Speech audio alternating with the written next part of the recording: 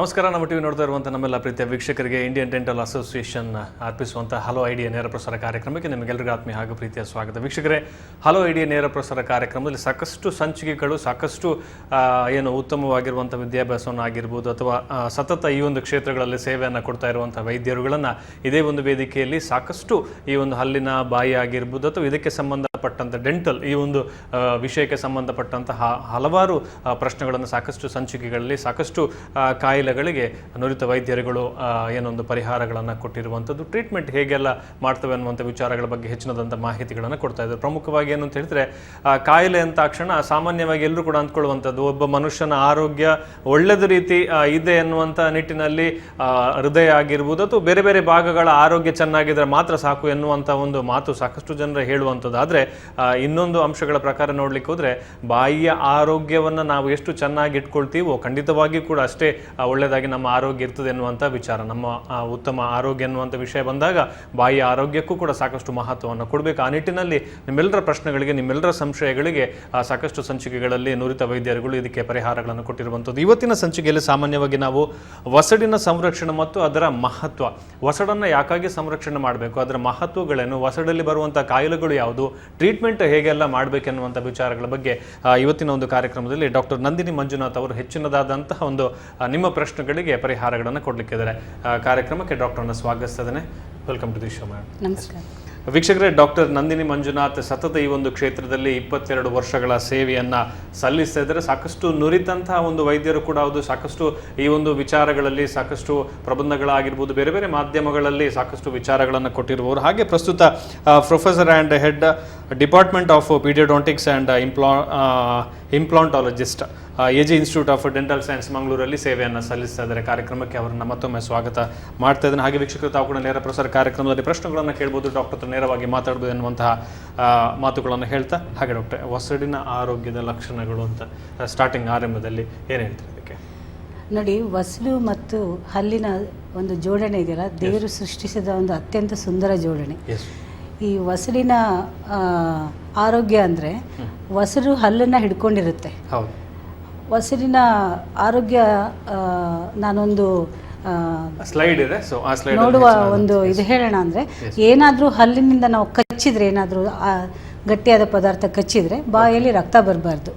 ಮತ್ತು ವಸಡಿನ ನೋಡಬೇಕಾದ್ರೆ ಅದು ಒಂದು ಪಿಂಕ್ ಆ್ಯಂಡ್ ವೈಟ್ ಅಂತ ಹೇಳ್ತೇವೆ. ಹಲ್ಲು ಪಿಂಕ್ ಹಾಕ್ಕೊಳ್ಬೇಕು, ವಸಡು ಹಲ್ಲು ಬಿಳಿ ಹಾಕ್ಕೊಳ್ಬೇಕು, ವಸಡು ಪಿಂಕ್ ಹಾಕ್ಕೊಳ್ಬೇಕು. ಸೊ ಇದು ಪಿಂಕ್ ಆ್ಯಂಡ್ ವೈಟ್ ಕಾನ್ಸೆಪ್ಟ್ ಇದೆಯಲ್ಲ, ಅದು ಪಿಂಕ್ ಆಗಿದ್ರೆ ರೋಗ ಇಲ್ಲ ಅಂತ, ಕೆಂಪಾಗಿದ್ರೆ ರೋಗ ಬರ್ತಾ ಇದೆ ಅಂತ ಅರ್ಥ. ನೋಡಿದ ಕೂಡಲೇ ಗೊತ್ತಾಗ್ತದೆ.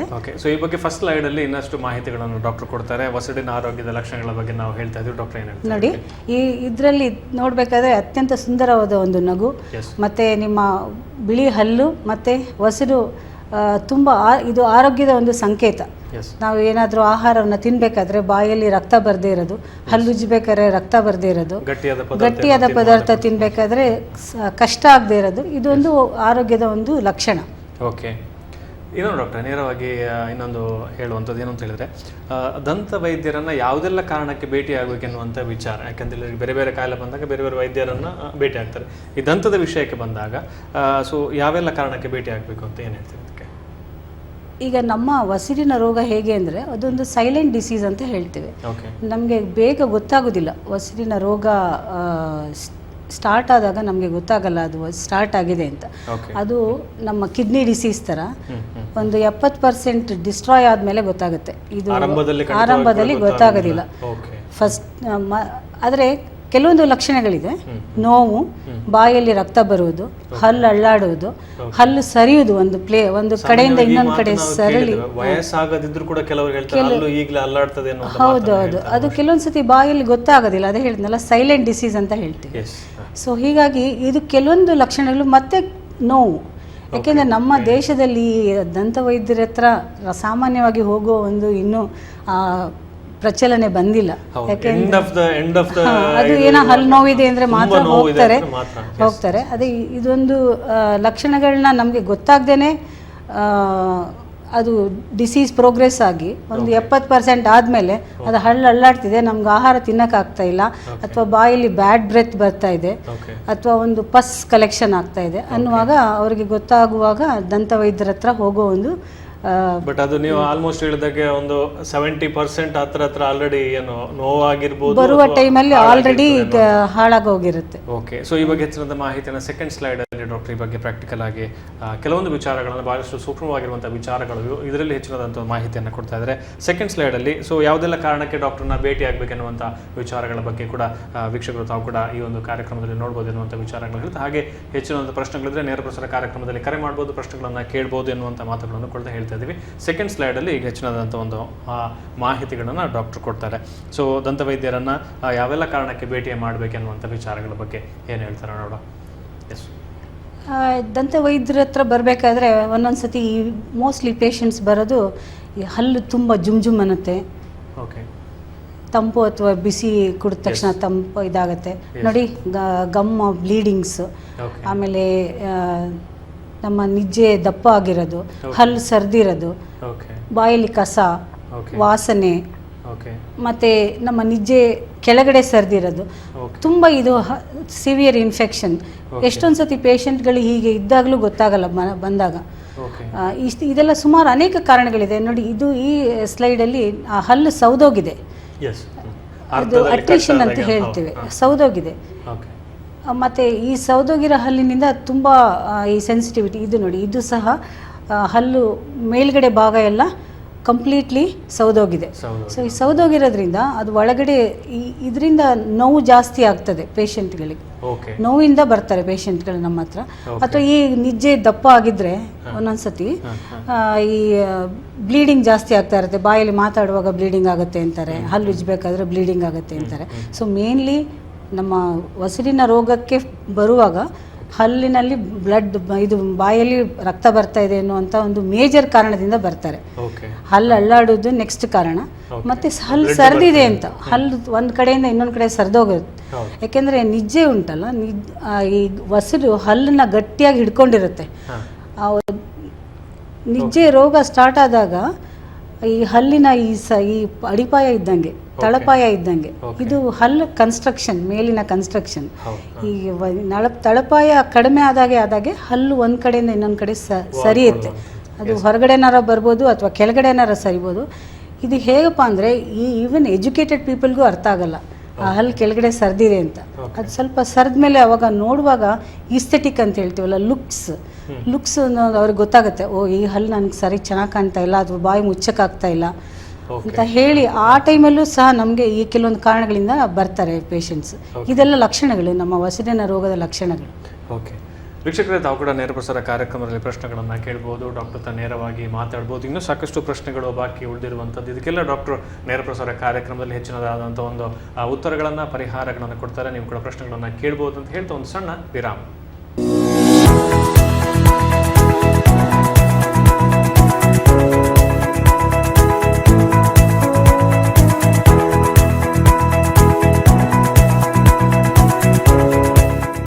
ವೀಕ್ಷಕರ, ವಿರಾಮದ ಬಳಿಕ ಮತ್ತೆ ಹಲೋ ಐಡಿಯಾ ನೇರ ಪ್ರಸಾರ ಕಾರ್ಯಕ್ರಮಕ್ಕೆ ಸ್ವಾಗತ. ತಾವುಗಳ ನೇರ ಪ್ರಸಾರ ಕಾರ್ಯಕ್ರಮದಲ್ಲಿ ಪ್ರಶ್ನೆಗಳನ್ನು ಕೇಳಬಹುದು. ಪ್ರಮುಖವಾಗಿ ಇವತ್ತಿನ ಕಾರ್ಯಕ್ರಮದಲ್ಲಿ ಡಾಕ್ಟರ್ ನಂದಿನಿ ಮಂಜುನಾಥ್ ಅವರು ಒಸಡಿನ ಸಮಸ್ಯೆಗಳ ಬಗ್ಗೆ, ಅದರ ಸಂರಕ್ಷಣೆ ಮತ್ತು ಅದರ ಮಹತ್ವಗಳು ಏನಿದೆ, ಈ ಒಂದು ಹಲವಾರು ವಿಚಾರಗಳ ಬಗ್ಗೆ ನೇರ ಪ್ರಸಾರ ಕಾರ್ಯಕ್ರಮದಲ್ಲಿ ಪ್ರಶ್ನೆಗಳನ್ನು ಕೇಳ್ತಾ ಇದ್ದಾರೆ. ಹಾಗೆ ಡಾಕ್ಟ್ರೆ, ಒಸಡಿನ ರೋಗದಿಂದ ಆಗುವಂಥ ಪರಿಣಾಮಗಳು ಏನು? ಒಂದು ವೇಳೆ ಹಾಗೆ ಬಿಟ್ಟರೆ, ನಿರ್ಲಕ್ಷ್ಯವನ್ನು ಮಾಡಿದರೆ ಯಾವ ರೀತಿ ಪರಿಣಾಮವನ್ನು ಆರೋಗ್ಯದ ಮೇಲೆ ಬೀಳ್ಬೋದು, ಏನು ಹೇಳ್ತಾರೆ ಡಾಕ್ಟರ್? ಒಸಡಿನ ರೋಗ ಹಾಗೆ ಬಿಟ್ಟರೆ ನಮ್ಮ ಉಸಿರಿನ ಒಂದು ಸಪೋರ್ಟ್ ಸಿಸ್ಟಮ್ ಕಡಿಮೆ ಆಗುತ್ತೆ. First of all bad breath, ಆಯ್ತಾ? ಆಮೇಲೆ ನಿಜ್ಜೆ ಕೆಳಗಡೆ ಸರಿಯೋದು, ಉಸಿರಿನ ಕೆಳಗಡೆ ಸರಿಯೋದು, ಮತ್ತೆ ಕೆಳಗಡೆ ಸರಿತಾ ಹಲ್ಲಿನ ಒಂದು ಬೇರ್ ಕಾಣ್ತಾ ಹೋಗ್ತದೆ. ಆ ಬೇರಲ್ಲಿ ಕೇರಿ ಸ್ಟಾರ್ಟ್ ಆಗ್ತದೆ. ಸ್ಲೈಡಲ್ಲಿ ಈಗ ನಾನು ಹೇಳ್ತೇನೆ. ಹಲ್ಲು ಅಳ್ಳಾಡ್ಬೋದು, ಮತ್ತೆ ಹಲ್ಲು ಜುಮ್ ಅನ್ನೋದು. ಆಮೇಲೆ ಉಸಿರಿನ ರೋಗ ಇದೆಯಲ್ಲ, ಅದೊಂದು ಇನ್ಫ್ಲಮೇಟರಿ ಡಿಸೀಸ್ ಅಂತ ಹೇಳ್ತೇವೆ. ಈ ನಮ್ಮ ಬೇರೆ systemic disease like diabetes, hypertension, ಆಮೇಲೆ ಈ ಪ್ರೆಗ್ನೆನ್ಸಿ ರಿಲೇಟೆಡ್ ಕಾಂಪ್ಲಿಕೇಶನ್ಸ್, ಇದೆಲ್ಲ ಏನಂದ್ರೆ ಉಸಿರಿನ ರೋಗದಿಂದ ಬರೋದಿಲ್ಲ. ರೋಗ ಬಂದಾಗ ಈ ಉಸಿರಿನ ರೋಗದಿಂದ ಅದರ ಸಿವಿಯರಿಟಿ ಜಾಸ್ತಿ ಆಗುತ್ತೆ. ಇದು ಸುಮಾರು ನಮ್ಮ ಲಿಟ್ರೇಚರಲ್ಲಿ ಸುಮಾರು ಸ್ಟಡಿಗಳಿದೆ. ಸೊ ಹೀಗಾಗಿ ಇದು ಒಂದು ಇನ್ಫ್ಲಮೇಟರಿ ಡಿಸೀಸ್. ಈ ಸಿಸ್ಟಮಿಕ್ ಬ್ಯಾಕ್ಟೀರಿಯಾ ಅಂತ ಹೇಳ್ತೀವಲ್ಲ, ಬಾಯಿಯಲ್ಲಿ ಬ್ಯಾಕ್ಟೀರಿಯಾ ತುಂಬ ಇರುತ್ತೆ. ಟ್ಯಾಂಕ್ ಆಫ್ ಮೈಕ್ರೋ ಆರ್ಗ್ಯಾನಿಸಮ್ಸ್ ಅಂತ ಹೇಳ್ತೇವೆ ಬಾಯಲ್ಲಿ. ಸೊ ಹೀಗೆ ಈ ಬ್ಯಾಕ್ಟೀರಿಯಾ ಸುಮ್ಮನೆ ಇರಲ್ಲ, ಅದು ಬ್ಯಾಕ್ಟೀರಿಯಾಯಿಂದ ತುಂಬ ಟಾಕ್ಸಿನ್ಸ್ ಎಲ್ಲ ಪ್ರೊಡ್ಯೂಸ್ ಆಗ್ತಾ ಇರುತ್ತೆ. ಅದು ಸಿಸ್ಟಮಿಕ್ ನಮ್ಮ ಶರೀರದಲ್ಲಿ ಹೋಗಿ ಆಲ್ರೆಡಿ ಇರೋ ಸಿಸ್ಟಮಿಕ್ ಇನ್ಫ್ಲಮೇಷನ್ ಲೈಕ್ ಡಯಾಬಿಟಿಸ್ ಎಕ್ಸಾಂಪಲ್ಗೆ ಅದರ ಸಿವಿಯರಿಟಿ ಜಾಸ್ತಿ ಮಾಡುತ್ತೆ. ಸೊ ಹೀಗಾಗಿ ನಮ್ಮ ಈ ವಸಡಿನ ರೋಗನ ನಾವು ಕಡಿಮೆ ಮಾಡಿದ್ರೆ ಸಿಸ್ಟಮಿಕ್ ಇನ್ಫ್ಲಮೇಷನ್ ಕಡಿಮೆ ಆಗಿ ಈ ಬೇರೆ ಡಿಸೀಸ್ ಸಿಂಪ್ಟಮ್ಸ್ ಸಹ ಕಡಿಮೆ ಆಗುತ್ತೆ. ಹೀಗೆ ಅನೇಕ ಕಾರಣಗಳು. ಇದು ಇಂಪ್ಯಾಕ್ಟ್ ಆಫ್ ಗಮ್ ಡಿಸೀಸ್ ಅಂದರೆ ಸುಮಾರು. ಆಮೇಲೆ ಈಗ ಏನಾಗುತ್ತೆ ಅಂದರೆ ಇದರಿಂದ ಹಲ್ಲು ಲಾಸ್ ಆಗುತ್ತೆ. ಹಲ್ಲು ಲಾಸ್ ಆದಾಗ ನಮಗೆ ಸರಿ ಊಟ ಮಾಡೋಕ್ಕಾಗಲ್ಲ, ಚೂ ಮಾಡೋಕ್ಕಾಗಲ್ಲ, ಬ್ಯಾಲೆನ್ಸ್ ಡಯಟ್ ತಿನ್ನಲ್ಲ, ಬ್ಯಾಲೆನ್ಸ್ಡ್ ಡಯಟ್ ತಿನ್ನೋಕ್ಕಾಗಲ್ಲ. ಸೊ ಹೀಗೆ ಮ್ಯಾಲ್ ನ್ಯೂಟ್ರಿಷನ್ ಆಗುತ್ತೆ.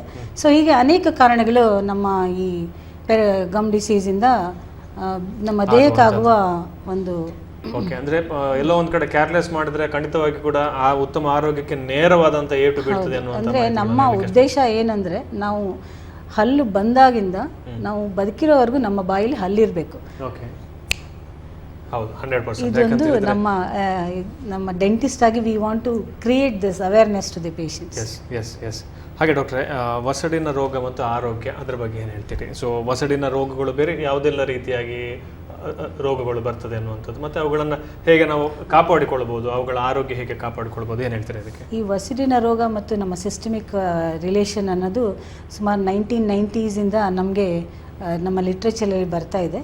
ಇದು ಜಸ್ಟ್ ಒಂದು ಹೇಳಬೇಕಂದ್ರೆ ವಸಡಿನ ರೋಗದಿಂದ ಸುಮಾರು ರೋಗಗಳ ಒಂದು ಕೊರಿಲೇಷನ್ ಇದೆ. ಒಂದು ಡಯಾಬಿಟಿಸ್, ಒಂದು ಹಾರ್ಟ್ ಡಿಸೀಸ್, ಒಂದು ಅರ್ಲಿ ಇದು ಡೆಲಿವರಿ ಅಂತ ಹೇಳ್ತೀವಿ, ಪ್ರೆಗ್ನೆನ್ಸಿ. ಯಾಕೆಂದರೆ ಇದೇ ಬ್ಯಾಕ್ಟೀರಿಯಲ್ ಪ್ರಾಡಕ್ಟ್ಸ್ ಎಲ್ಲ ನಮ್ಮ ದೇಹದ ಒಳಗಡೆ ಹೋಗಿ ಅದು it create some inflammation and it can cause early delivery. ಆಮೇಲೆ rheumatic diseases, arthritis, lung disease. ಈಗ ರೀಸೆಂಟ್ಲಿ ಕ್ಯಾನ್ಸರ್ಗೆ ಸಹ ಒಂದು ಕೋರಿಲೇಷನ್ ಹೇಳಿದ್ದಾರೆ. ನಮ್ಮ ವಸಡಿನ ರೋಗದಿಂದ ಇದೆಲ್ಲ ಬಂದಿರೋ ರೋಗನ ಜಾಸ್ತಿ ಸಿವಿಯರಿಟಿ ಮಾಡುತ್ತೆ ಅಂತ. ಓಕೆ, ಹಾಗೆ ಅಂದರೆ ಎಲ್ಲೋ ಒಂದು ಕಡೆ ಈಗ ಹೇಳ್ತು ಏನು, ಈಗ ಹೃದಯಕ್ಕೆ ಸಂಬಂಧಪಟ್ಟ ಕಾಯಿಲೆ ಆಗಿರ್ಬೋದು, ಲಂಗ್ಸ್ಗೆ ಸಂಬಂಧಪಟ್ಟ ಕಾಯಿಲೆ, ಬೇರೆ ನಾನಾ ವಿಧಾನಗಳಿಂದ ಬಂದರೂ ಕೂಡ ಈ ವಸಡಿನ ಆರೋಗ್ಯ ಕಾಪಾಡಿಕೊಳ್ಳದಿದ್ರೆ ಬಹುಶಃ ನೇರವಾಗಿ ಇಂಥ ಕಾಯಿಲೆಗಳು ಬರಲಿಕ್ಕೆ ಮತ್ತಷ್ಟು ಸಾಧ್ಯತೆ ಇದೆ. ಕಾಯಿಲೆಗಳು ಬಂದಿರೋ ಕಾಯಿಲೆಗಳ ಸಿವಿಯರಿಟಿ ಜಾಸ್ತಿ ಆಗುತ್ತೆ ಅಂತ ಒಂದು ನಮ್ಮ ಇದರಲ್ಲಿ ಎಲ್ಲ ತುಂಬಾ ಸ್ಟಡೀಸ್ ಆಗ್ತಾ ಉಂಟು ಹೇಳಿರುವಂಥದ್ದು. ಅದಕ್ಕೆ ಬಹುಶಃ ಎಲ್ಲರೂ ಹೇಳುವಂತ ಏನು ಅಂತ ಹೇಳಿದ್ರೆ, ಯಾವುದೇ ಕಾಯಿಲೆ ಬಂದರೂ ಕೂಡ ಅದನ್ನು ಕೇರ್ಲೆಸ್ ಮಾಡಬಾರ್ದು. ಆರಂಭದಲ್ಲಿಯೇ ವೈದ್ಯರನ್ನ ಭೇಟಿಯಾಗಿ ಆ ನಂತರದಲ್ಲಿ ಇದು ನಮ್ಮ ಅಮೇರಿಕನ್ ಅಸೋಸಿಯೇಷನ್ ನಲ್ಲಿ, ಡೆಂಟಲ್ ಅಸೋಸಿಯೇಷನ್ ನಲ್ಲಿ ಒಂದು ಇದಿಷ್ಟು ಪ್ರಚಲನೆ ಆಯಿತು ಅಂದರೆ, ಇದು ನಮ್ಮ ಮೇಜರ್ ಮ್ಯಾಗಝೀನ್ಸಲ್ಲಿ, ನ್ಯೂಸ್ ಪೇಪರಲ್ಲಿ ತುಂಬ ಇನ್ಫಾರ್ಮೇಷನ್ಸ್ ಎಲ್ಲ ಈ ಜನಸಾಮಾನ್ಯರಿಗೆ ಎಲ್ಲರಿಗೂ ತಲುಪೋ ಹಾಗೆ ಒಂದು ಸಂದರ್ಶನಗಳು ಮತ್ತು ಇಂಟರ್ವ್ಯೂಸ್ ಎಲ್ಲ ಕೊಟ್ಟಿದ್ದಾರೆ. ಅದ್ರ ಬಗ್ಗೆ ಜನಸಾಮಾನ್ಯರಿಗೆ ಒಂದು ವಸಡಿನ ರೋಗದ ಒಂದು ಅದರ ಮಹತ್ವ ಗೊತ್ತಾಗಲಿ, ಅದು ಬೇರೆ ದೇಹದ ಆರೋಗ್ಯಕ್ಕೆ ಹೇಗೆ ಅದು ನಮಗೆ ಇಂಪಾರ್ಟೆಂಟ್ ಅಂತ ಒಂದು ಗೊತ್ತಾಗಲಿ ಅಂತ. ಆರಂಭದಲ್ಲಿ ನೀವು ಹೇಳಿದ್ರೆ ಹೊರದೇಶ ವಿದೇಶಗಳಲ್ಲಿ ಈ ಬಗ್ಗೆ ಸಾಕಷ್ಟು ಒಂದು ಜನರಿಗೆ ಮಾಹಿತಿ ಇದ್ರೂ ಕೂಡ ನಮ್ಮ ಭಾರತದಲ್ಲಿ ಈ ಬಗ್ಗೆ ಸ್ವಲ್ಪ ಮಾಹಿತಿ ಕಮ್ಮಿ ಜನರಿಗೆ. ಹಾಗಾಗಿ ಈ ತರ ಪ್ರೋಗ್ರಾಮ್ ಇಂದ ಜನಗಳಿಗೆ ಒಂದು ಗೊತ್ತಾದ್ರೆ ಇಟ್ ಈಸ್ ವೆರಿ ಗುಡ್. ಹಾಗೆ ಮೇಡಮ್, ಇನ್ನೊಂದು ಈ ದಂತ ಸಂರಕ್ಷಣೆ ಅಂತದ್ದು ಯಾರಿಗೆಲ್ಲ ಬೇಕು? ಚಿಕ್ಕ ಮಕ್ಕಳು ಮಾತ್ರ ಇದನ್ನ ಮಾಡ್ಬೇಕಾ, ಹಿರಿಯರು ಮಾಡ್ಬೇಕಾ, ಅಥವಾ ಮಧ್ಯಮ ವಯಸ್ಸಲ್ಲಿರುವವರು ಮಾಡ್ಬೇಕು? ಯಾರೆಲ್ಲ ಮಾಡಬೇಕು? ಇದ್ರ ಬಗ್ಗೆ ಏನು ಹೇಳ್ತಾರೆ? ದಂತ ಸಂರಕ್ಷಣೆ ಎಲ್ಲರಿಗೂ ಬೇಕು. ಹುಟ್ಟಿದ ಮಗುವಿನಿಂದ ಹಲ್ಲಿರೋರು ಎಲ್ರಿಗೂ ದಂತ ಸಂರಕ್ಷಣೆ ಬೇಕು. ದಂತ ಸಂರಕ್ಷಣೆ ಮಾಡುವ ಒಂದು ಚಿಕ್ಕ ಮಕ್ಕಳು ಬಾಯಲ್ಲಿ ಹಲ್ಲಿರಲ್ವಲ್ಲ, ಅವ್ರಿಗೆ ಗಮ್ ಪ್ಯಾಡ್ಸ್ ಅಂತ ಸಿಗುತ್ತೆ. ಅದು ಗಮ್ ಪ್ಯಾಡ್ಸಲ್ಲಿ ನಾವು ವಸಡನ್ನ ಉಜ್ತೀವಿ. ಆಮೇಲೆ ಹಲ್ಲಿನ ಬೇರೆ ಸಂರಕ್ಷಣೆ ಬ್ರಷಿಂಗು, ಹಲ್ಲು ಬಾಯಲ್ಲಿ ಹಲ್ಲುಗಳು ಬರ್ತಾ ಇದ್ದಾಗೆ ನಾವು ಕ್ಲೀನಿಂಗ್ ಆಫ್ ಟೀತು. ಮತ್ತು ಎಲ್ಲರಿಗೂ ಬೇಕು, ಎಲ್ಲ ಚಿಕ್ಕ ಮಕ್ಕಳಿಂದ ದೊಡ್ಡವರಿವರೆಗೆ ಎಲ್ರಿಗೂ. ಇದು ಓರಲ್ ಹೈಜೀನ್ ಫಾರ್ ಆಲ್ ಅಂತ ನೋಡಿ. ಚಿಕ್ಕ ಮಕ್ಕಳಿಂದ ಹಲ್ಲಿರೋ ಎಲ್ಲ ಜನಗಳಿಗೂ ನಾವು ಈ ಓರಲ್ ಹೈಜೀನ್ ಮೆಥಡ್ಸ್ ಬೇಕು ಅಂತ ಹೇಳ್ತೇವೆ. ಹೇಳುವಂಥದ್ದು. ಓಕೆ, ಅಂದರೆ ಸರ್ವೇ ಸಾಮಾನ್ಯವಾಗಿ ಹುಟ್ಟಿನಿಂದ ಹಿಡಿದು ಅಂತ್ಯದವರೆಗೂ ಕೂಡ ಎಲ್ಲರಿಗೂ ಹಲ್ಲಿ ಇರುವವರೆಗೆ ಎಲ್ಲರಿಗೂ ರಕ್ಷಣೆಗಳು ಬೇಕು ಎನ್ನುವಂಥ ವಿಚಾರಗಳು. ಹಾಗೆ ಡಾಕ್ಟರ್, ಇನ್ನು ದಂತ ಮತ್ತು ಒಸಡಿನ ಸಂರಕ್ಷಣೆ ಹೇಗೆ ಮಾಡ್ಬೋದು ಡಾಕ್ಟರ್, ಏನು ಹೇಳ್ತೀರಿ? ಇದಕ್ಕೆ ನಾವು ಕಾಪಾಡಿಕೊಳ್ಳುವಂಥದ್ದು ಇದಕ್ಕೆ ನಾವು ಇದು ನಮ್ಮ WHO ಹೇಳುತ್ತೆ. ಓಕೆ, ಇದ್ರ ಬಗ್ಗೆ ಸ್ಲೈಡ್ ಕೂಡ ಇದೆ. 5ನೇ ಸ್ಲೈಡ್ ಅಲ್ಲಿ ಇದನ್ನ ಹೆಚ್ಚಿನದಂತ ಮಾಹಿತಿಗಳನ್ನು ನಾವು ಏನಂದ್ರೆ 100% ನಮ್ಮ ಇಂಡಿಯಾದಲ್ಲಿ ಸಹ 90% ಜನಗಳಿಗೆ ಒಸಡಿನ ರೋಗ ಇದೆ ಅಂತ WHO ಒಂದು ಸರ್ವೆ ಮಾಡಿ ಹೇಳಿದ್ದಾರೆ ಅವರು ಇಂಡಿಯಾದಲ್ಲಿ. ಆಮೇಲೆ ನಮ್ಮ WHO ಏನು ಹೇಳುತ್ತೆ ಅಂದರೆ out of 100% 30% of adults in the age of 65 to 74 ಇಯರ್ಸಲ್ಲಿ ಅವ್ರಿಗೆ ಹಲ್ಲಿರಲ್ಲ. 35ರಿಂದ 44 ವರ್ಷದ ಅಡಲ್ಟ್ಸ್ಗೆ ಈ ಸಿವಿಯರ್ ಗಮ್ ಡಿಸೀಸ್ ಆಗಿ ಅವರು ಟೂತ್ ಲಾಸ್ ಆಗಿರೋದು ಇರೋ ಹಾಗೆ. ಆಮೇಲೆ ಮಿಕ್ಕಿದ್ದು ಒಂದು 60ರಿಂದ 70% ಮಕ್ಕಳುಗಳಿಗೆ ಡೆಂಟಲ್ ಕೇರಿಸ್ ಡಿಕೆ ಅಂತ ಹೇಳ್ತೀವಲ್ಲ, ಇದನ್ನ ನಮ್ಮ ಸ್ಟೇಟ್ಮೆಂಟ್ ಅಲ್ಲ, ಇದು World Health Organization statement. So ಹೀಗಾಗಿ it is very important to maintain our oral hygiene for the betterment of our general health. ಹೇಗಪ್ಪ ಅಂದರೆ next we say partners in gum care ಅಂತ.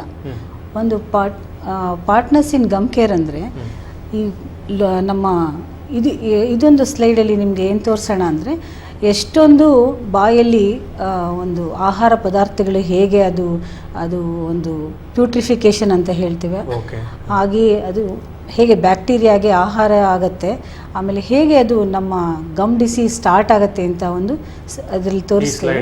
ಇನ್ನೊಂದು ಸ್ಲೈಡಲ್ಲಿ ಅದು ಕಲರಿಂಗ್ ಏಜೆಂಟ್ ಅಂತ ಒಂದು ಡೈ ಹಾಕಿ ನಾವು ತೋರಿಸ್ತೇವೆ ಜನಗಳಿಗೆ, just to make patients aware that ನಮ್ಮ ಬಾಯಲ್ಲಿ ನಮಗೆ ಕಣ್ಣಲ್ಲಿ ಕಾಣದೇ ಇದ್ರೂ we can observe through this. It is an education thing. ಆಮೇಲೆ ನೆಕ್ಸ್ಟ್ ಥಿಂಗ್ ಏನಂದರೆ ಬರೀ ಹಲ್ಲಲ್ಲಿ ಮತ್ತು ಒಸರಲ್ಲಿ ಮಾತ್ರ ಬ್ಯಾಕ್ಟೀರಿಯಾ ಇರಲ್ಲ, tongue cleaning is also very important.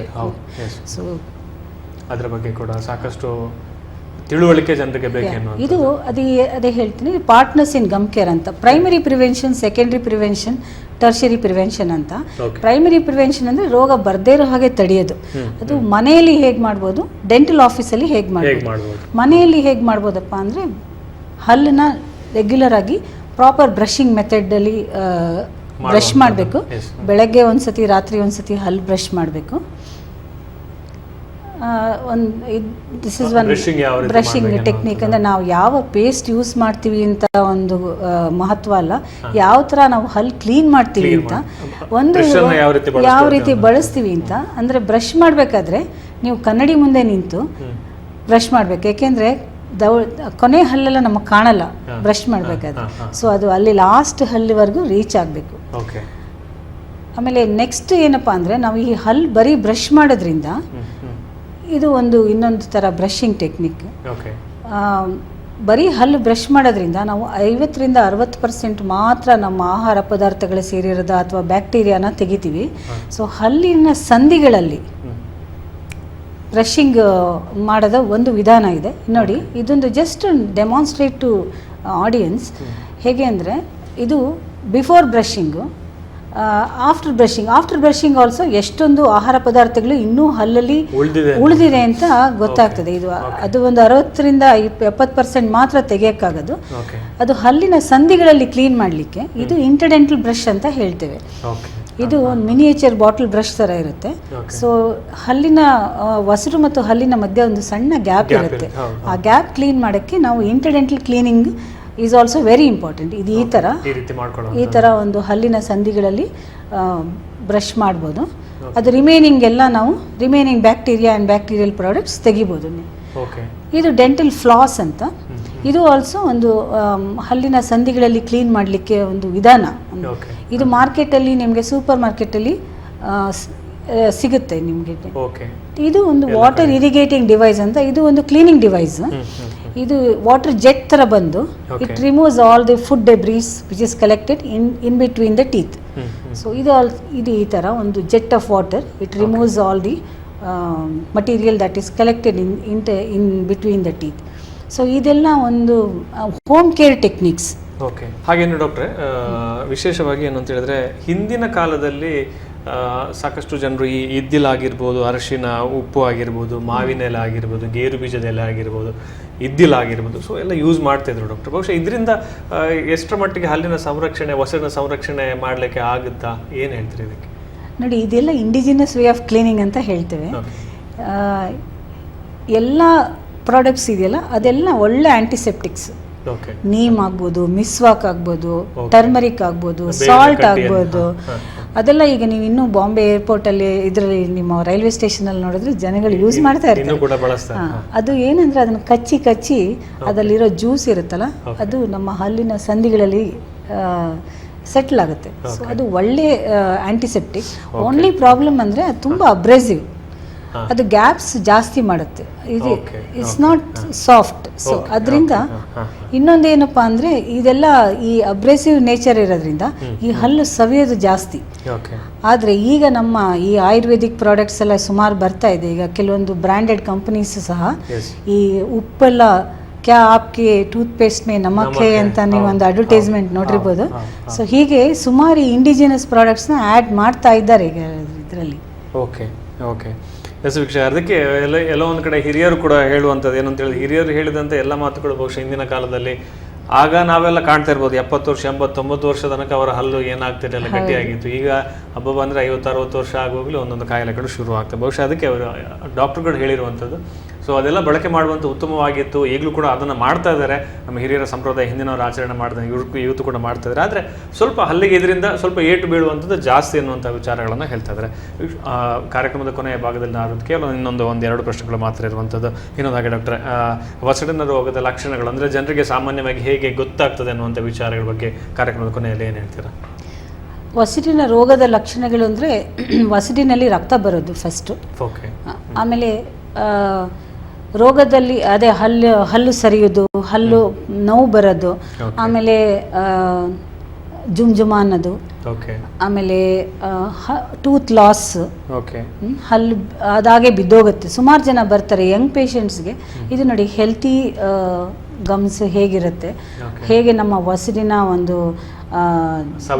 ಸವೆತ ಉಂಟಾದ ಹಾಗೆ ಒಸರು ಕೆಳಗಡೆ ಜಾರ್ತಾ ಹಲ್ಲು ಸಹ ಲೂಸ್ ಆಗಿ, ಮೊಬೈಲ್ ಆಗಿ, ಅದಾಗೆ ಒಂದು ಸ್ವಲ್ಪ ದಿವಸ ಅದೇನು ಟ್ರೀಟ್ಮೆಂಟ್ ಮಾಡೋದಿದ್ರೆ ಅದಾಗೆ ಬಿದ್ದೋಗುತ್ತೆ. ಓಕೆ. ಇದರ ನಿವಾರಣೆಗೆ ಏನೆಲ್ಲ ಮಾಡ್ಬೋದು? ಹಿರಿಯರಾಗಿರ್ಬೋದು. ಸೊ ಇದೆಲ್ಲ ಸಮಸ್ಯೆಗಳು ಬರದೇ ಇರಬೇಕು ಅಂತೇಳಿದ್ರೆ ಏನಾದರೂ ಒಂದು ಈ ರೀತಿಯಾದಂಥ ಒಂದು ಇನ್ನಷ್ಟು ಮಾಹಿತಿ ಆಗಿರ್ಬೋದು, ಅಥವಾ ಜನಸಾಮಾನ್ಯರು ಇದ್ರ ಬಗ್ಗೆ ಏನು ಮಾಡ್ಬೋದು? ಫಸ್ಟ್ ಪ್ರಿಕಾಷನ್ ಅಂದರೆ ರೋಗ ಬರ್ದೇ ಇರೋ ಹಾಗೆ ತಡೀಲಿಕ್ಕೆ ಅದು ಒಂದು education to all the people, ಹೇಗೆ ನಾವು ಮೇಂಟೈನ್ ಮಾಡಬೇಕು ಅಂತ. ರೋಗ ಬಂದಾಗ ನಾವು ಹೇಗೆ ಅದನ್ನು ತಡಿಬೋದು ಅಂತ, ಅದು ಪ್ರೈಮರಿ ಪ್ರಿವೆನ್ಷನ್. ಬರ್ದೇ ಇರೋ ಹಾಗೆ ತಡೆಯೋದು. ಬಂದರೆ ಸೆಕೆಂಡ್ರಿ ಪ್ರಿವೆನ್ಷನ್ ಏನಪ್ಪ ಅಂದರೆ, ರೋಗ ಬಂದಿದೆ, ಅದನ್ನು ಮುಂದೆ ನಾವು ಅದನ್ನು ಹೇಗೆ ಮುಂದೆ ಡಿಸೀಸ್ ಪ್ರೋಗ್ರೆಸ್ ಆಗದೇ ಇರೋ ಹಾಗೆ ತಡಿಬೋದು ಅಂತಂದರೆ ಕೆಲವೊಂದು ಸುಮಾರು ಟ್ರೀಟ್ಮೆಂಟ್ಗಳಿದೆ. ನಮ್ಮ ಒಸಡಿನ ರೋಗದ ಸುಮಾರು ಟ್ರೀಟ್ಮೆಂಟ್ಗಳಿದೆ. ಒಂದು ಸಿಂಪಲ್ ಆಗಿ ಏನು ಅಂದರೆ, ಒಸಡಿನ ರೋಗ ನಮ್ಗೆ ಹೊರಗಡೆ ಕಾಣಲ್ಲ ಏನಾಗ್ತಿದೆ ಅಂತ. ಸೊ ಹಾಗಾಗಿ ನಾವು ಒಳಗಡೆ ಏನಾಗ್ತಿದೆ ಅಂತ ನೋಡೋಕ್ಕೆ ಒಸಡನ್ನು ನಾವು ಓಪನ್ ಮಾಡಿ ನೋಡಬೇಕಾಗತ್ತೆ. ಸೊ ಹೀಗೆ ನಾವು ಒಂದು ಸ್ಮಾಲ್ ಒಸಡಿನ ಸರ್ಜರಿ ಇದು.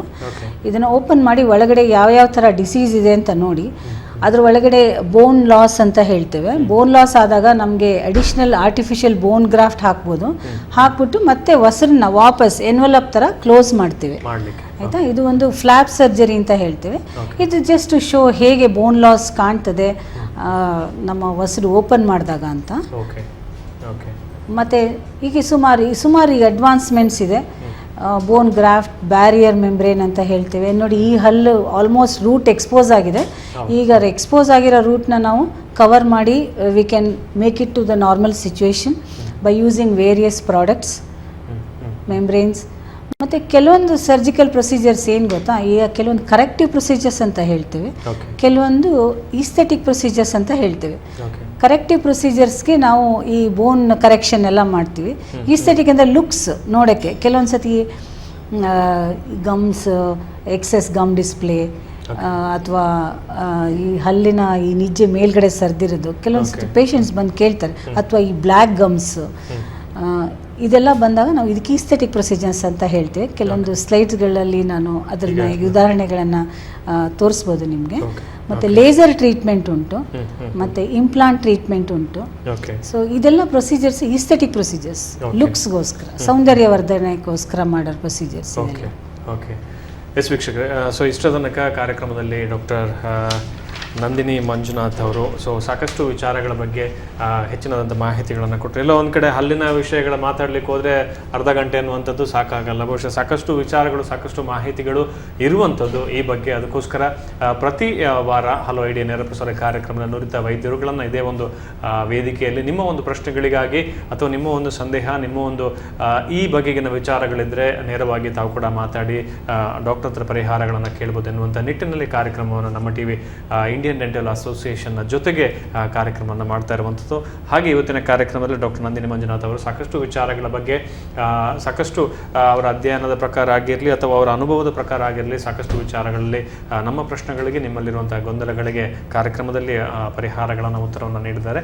ನಮ್ಮ ಟಿವಿ ಕಡೆಯಿಂದ ಹಾಗೂ ನಮ್ಮೆಲ್ಲ ಪ್ರೀತಿಯ ವೀಕ್ಷಕರ ಕಡೆಯಿಂದ ಅವರಿಗೆ ಧನ್ಯವಾದಗಳನ್ನು ಹೇಳ್ತಾ ಇದ್ವಿ. Thank you so much madam. ನಮಸ್ಕಾರ. ಎಸ್ ವೀಕ್ಷಕರು, ಮತ್ತೆ ಮುಂದಿನ ಹಲೋ ಐಡಿಯಾ ನೇರ ಪ್ರಸಾರ ಕಾರ್ಯಕ್ರಮದಲ್ಲಿ ಇನ್ನಷ್ಟು ವಿಚಾರಗಳು, ಬಹುಶಃ ಇದೇ ವಿಚಾರದಲ್ಲಿ ಮುಂದುವರೆದ ಭಾಗ ಆಗಿರ್ಬೋದು ಅಥವಾ ಇನ್ನಷ್ಟು ವಿಚಾರಗಳ ಬಗ್ಗೆ ಕೂಡ ನುರಿತ ವೈದ್ಯರುಗಳು ಇದೇ ಒಂದು ವೇದಿಕೆಯಲ್ಲಿ ಬಂದು ನಿಮ್ಮೆಲ್ಲರ ಪ್ರಶ್ನೆಗಳಿಗೆ ಪರಿಹಾರವನ್ನು ನೀಡಲಿಕ್ಕಿದ್ದಾರೆ. ಅಲ್ಲಿ ತನಕ ನೋಡ್ತಾ ಇರಿ ನಮ್ಮ ಟಿವಿ. ನಮಸ್ಕಾರ.